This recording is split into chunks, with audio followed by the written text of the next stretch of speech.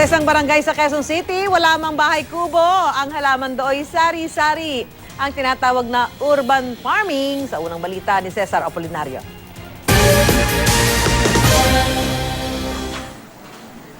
Hindi bahay kubo at hindi rin munti.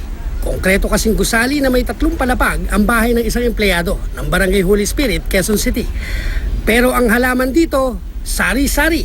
Utos kasi ng kapitan ng Barangay Holy Spirit sa lahat ng empleyado at volunteer, umpisahan sa kanilang bahay ang backyard farming.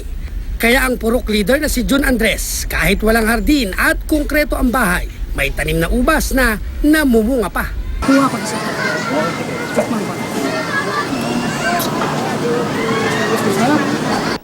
May tanim din siyang kalamansi, pinya, alugbati. Okay lang yun para may edad na, maganda nga't may napaglilibangan.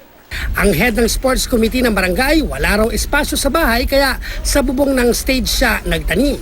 Halos lahat ng gulay sa bahay kubo, itinanim niya kaya abot kamay lang pag anihan na. At hindi lang daw silang mag-anak ang nakikinabang. Ang isang ani ko last month, nasa 40 kilos yung nakuha ko. 40 Saan ho kilos. napunta yung 40 kilos? Kapitbahay. Dahil ang kapitan ng barangay ang pasimuno, siya rin ang nagpatayo ng gulayan ng barangay. Talagang ipinatupad ko sa aking mga empleyado na hindi kayo pwedeng ma-renew kung wala kayong tanim na gulay.